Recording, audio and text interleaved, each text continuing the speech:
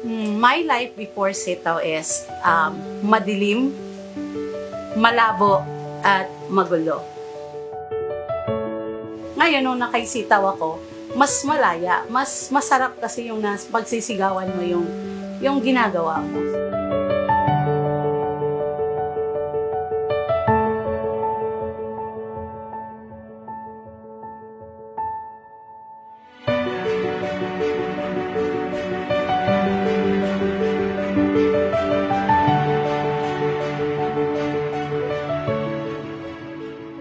Take 1, 3, 2, 1.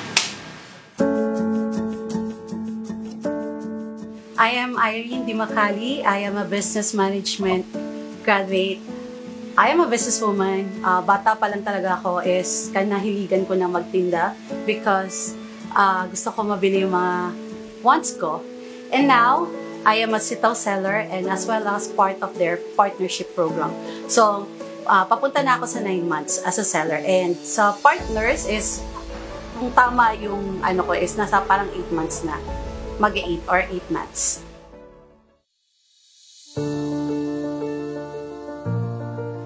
Pre-pandemic, negosyante talaga ako. But then the pandemic struck nga noong 2020. That was the worst and painful year of my life.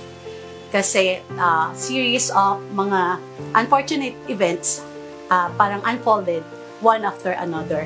So ano to, una yung nawala yung mga negosyo kasi syempre given na pandemic, nagsara lahat.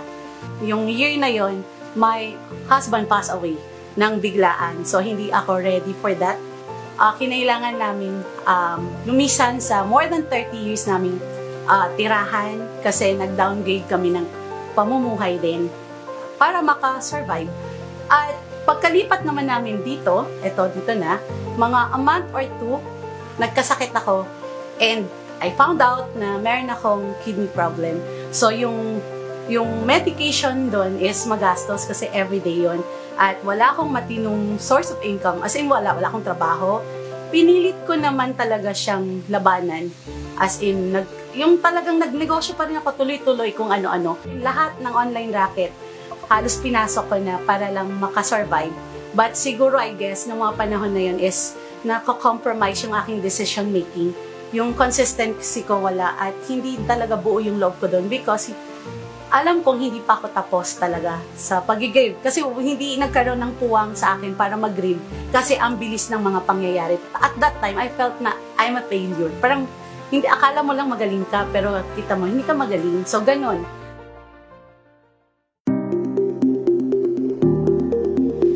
Mahabang storya kung paano ka na-discover si sitaw. Nagsimula kasi ito nung nag-decline na yung pera ko sa bangko. So, kinailangan ko na talagang tulungan yung sarili ko to recover at makabalik na sa dating ako. So, nag-aaral ako na kahit ano, kahit hindi ko hilig.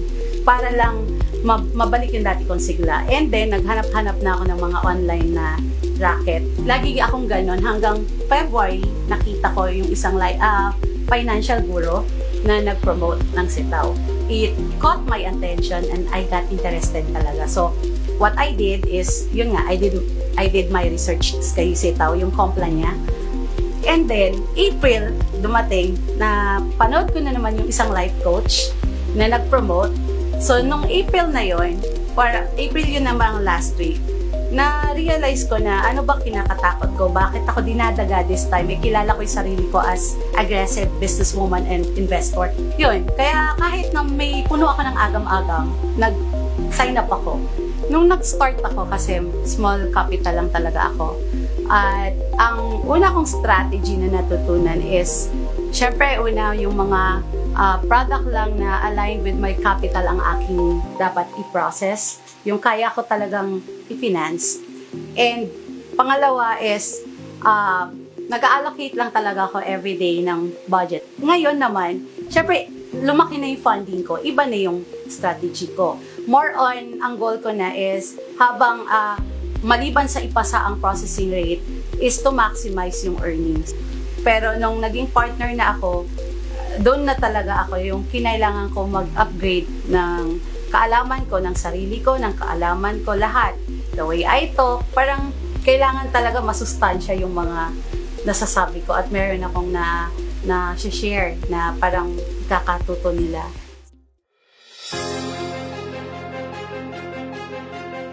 Nung na-invite ako sa partnership program, kasi tinawagan ako gabi na, ini-invite ako sa office.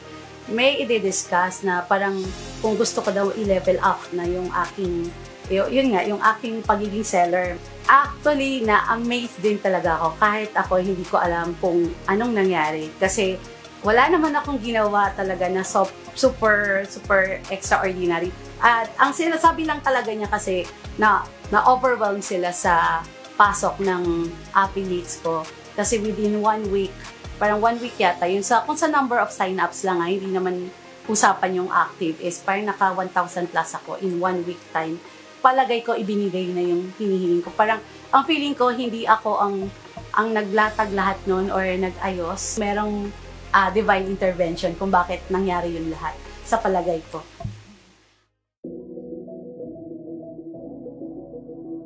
Isa sa mga affiliates ko, si Mariposa, kaklase ko siya sa hairdressing na course. Yung relationship namin nag-start kasi yung nag-decide ako to get out of my comfort zone, nag-aral ako ng hairdressing kahit hindi ko yun linya. I'm Marisa Estepa, just call me Mariposa. Honor po ako ng isang maliit na parlor lang naman. Then kasama ko doon yung anak ko, nag-aayos siya doon. So, magto 2 months na po ako sa Sitaw. November ako nag-start. So, nakikita ko siya, parang kasi nalaman ko parehas kaming solo parent. Yun. Tapos, hindi siya ganun kagaling sa pagiging hairdresser. Yun, sinasabi ko na sa kanya. Tapos, umiiyak siya kasi pinapagalitan siya ng mom namin kasi nga medyo slow siya gumalaw, yung mga ganon. Pero eto, magaling siya. Pagdating sa mga test paper, mga ganon, kasi may mga kami exam, mas magaling siya sa brainy siya. Yun. Siya yung isa sa tumutulong sa akin to boost my parang confidence na kaya mo yan, maganda naman yung gawa mo Nung nakasasitaw ako, yun, post ako ng post. Nagtataka sila ano yung pinagagagawa ko. So doon nagsimula yung curiosity niya kung malaki daw ba kinikita ko sa sitaw, ano ba yung ginagawa dyan, mahirap bang gawin. That time kasi nung nag-start siya mag-post sa mga SOCMED. Sabi ko, ano ba yung pinagpo-post mo? Anong pinagkakabalan mo? Sabi ko, ba't ako pagod na pagod? Tapos itong babae na to, parang, tara, gora tayo. Gumagora siya. Tapos sabi ko, ba't, siya easy lang. Kasi may mga, nakikita ko kasi friend kami, di ba? Pag may tinatanong siya doon, kasi pinasok niya na ako sa page, ang galing niya mag-explain about kay Sitaw. So, hindi pa man ako member ni Sitaw, nagkakaroon na ako ng kaalaman about kay Sitaw. Sabi ko, parang gusto ko sa mama, explain mo nga yung gano'n naman. Hanggang sabi niya, gusto mo isama kita sa sa BGC nga para makita mo kung office ng Sitaw. So, nakita ko naman si ate ay, ang laki ng Grino niya as business, ito sa Sitaw. Magaling siyang as mentor mo, mahata ka talaga. Lalo na nung nakapag na ako, tinututukan ko na siya kahit papano. Kahit siguro antok na siya, sasagutin niya as long as kaya niya. As long as gising pa siya, mulat pa siya, sasagutin niya. Kahit nga hindi niya affiliate sinasagot niya. So gusto ko kung ako rin may mga affiliate, ganun din ako. 'Di ba? Kung ano kasi yung pinanggalingan mo, so ganun ka din sa magiging bunga mo. I feel blessed kasi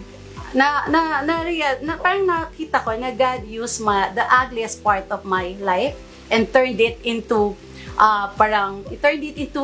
my testimony of His love and and parang faith. Unang-una talaga, yung pinakamalaking na itulong sa akin ni Sitaw, hindi yung monetary. Although, oo, yung monetary, malaking bagay. But yung unang-una talaga is, Sitaw helped me to cope up with all my loss. Nalibang talaga ako sa pagkikipag-usap sa mga affiliates ko, and yung iba, I gained friends, tapos connections din. Yun naman sa monetary, ang una talagang na itulong sa akin ni Sitaw is, hindi ko na problema yung araw-araw naming gastusin. Siya talaga ang bumuhay sa amin, yung utility bills ko, yung food namin, tuition fee ng mga anak ko, and even my insurance, yung insurance ko, memorial plan ko na 5 years ago ko pa siya kinuha. Pero ang una ko talagang kinita kay Sitaw is, tinaya ko sa gate namin, kasi nung lumipat kami dito, nakikigate lang kami sa kabila. At ang isa pa sa gustuhan ko rin is na titreat ko yung the people I like and I love. Yung pinaka talaga major, recent lang, nung December, I was able to acquire a property, a lot, sa province for investment purposes. So, yun. Pero ang dami pa talaga, hindi ko na maisa-isa. Our hearts beat to the city streets. We began to feel the fire. We rise like tall buildings as the chemicals, they take us higher. The night's young, it has just begun, as she puts her hand in mine. We wanna chase the night, wanna dance to the light, pull the stars from the sky, just two hearts running wild. Never sleep, never stop, as we shout from the top. We're gonna be two hearts running wild. Take